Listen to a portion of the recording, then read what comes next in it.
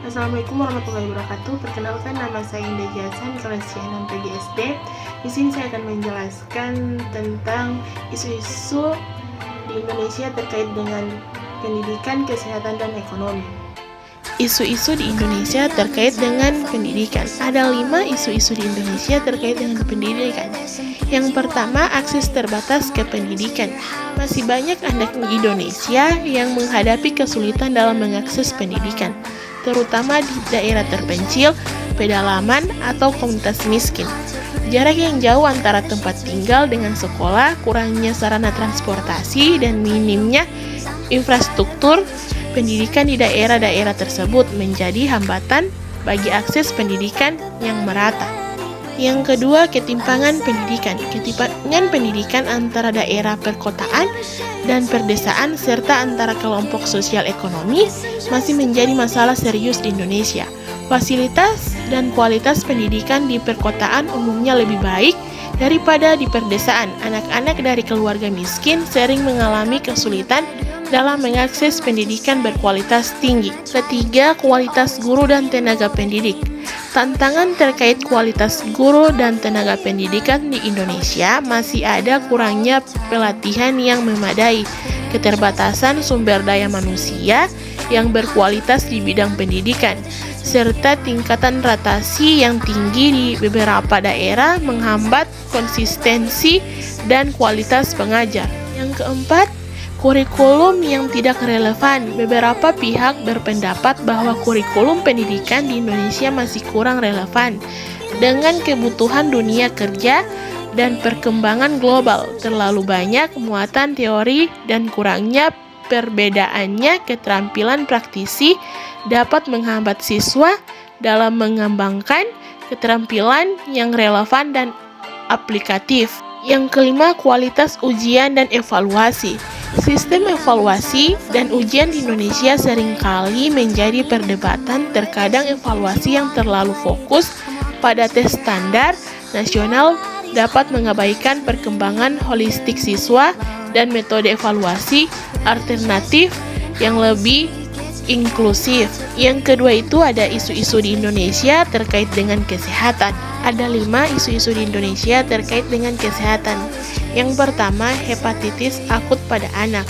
Sebanyak 650 anak dilaporkan mengalami hepatitis akut di seluruh dunia. Dari angka itu, 9 anak dilaporkan meninggal dunia dan 38 anak lainnya memerlukan transplantasi hati untuk menunjang hidup mereka. Hepatitis akut ini juga terdeteksi di Indonesia. Penyakit yang mulai heboh pada Mei 2022 itu menimbulkan ketakutan di kalangan orang tua. Pasalnya anak-anaklah yang menjadi korban utama. Hingga saat ini belum diketahui pasti apa penyebab hepatitis misterius ini, tapi banyak juga yang menduga bahwa penyakit ini erat dikaitkan dengan COVID-19. Kedua, jumlah penderita HIV membludak pada tahun 2022. Lalu muncul data yang menunjukkan angka kasus HIV di Indonesia cukup tinggi. Bahkan ada sekitar 274 anak yang usianya kurang dari 4 tahun terinfeksi HIV. Dan data ini cukup menghebohkan masyarakat sebab bagaimanapun HIV menjadi penyakit yang masih ditakuti banyak masyarakat. Yang ketiga, diabetes anak. Kasus diabetes anak disebut terus meningkat sejak awal 2023 lalu. Bahkan menurut IADI, kasus diabetes ini meningkatkan hingga 70 kali sejak 2010 lalu.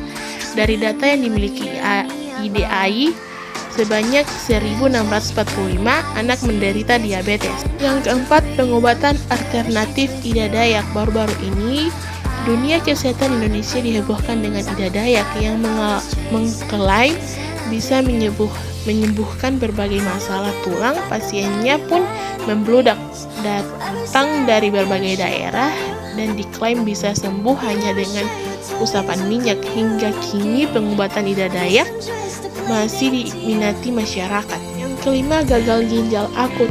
Selain hepatitis akut misterius, gagal ginjal akut juga tiba-tiba muncul dan menyerang banyak anak di Indonesia. Indonesia. Penelusuran pun terus dilakukan hingga dipastikan bahwa biang keroknya adalah etilen glikol dan dietilen glikol yang ditemukan di obat sirup.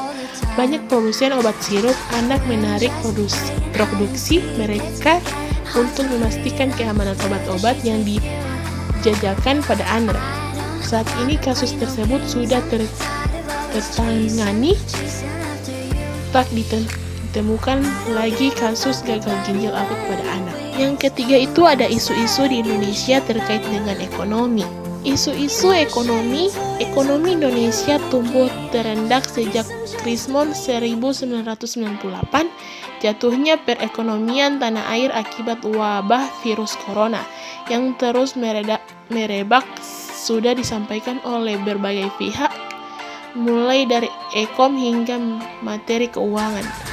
Nilai tukar rupiah terhadap dolar Amerika Serikat juga telah terdeteksi 20% sejak Februari lalu, dan lonjaknya imbal hasil obligasi akan berdampak meluas, terlebih jika berkepanjangan. Investasi asing yang masuk ke Indonesia akan mengalami perlambatan, terlebih banyak proyek infrastruktur milik pemerintah yang didanai oleh Cina akan menghadapi gangguan dan akan diikuti investasi di sektor swasta. Lembaga ranting Global Moldi memperkirakan ekonomi Indonesia akan tumbuh di level terlemah sejak krisis moneter Krismon tahun 1998 silam.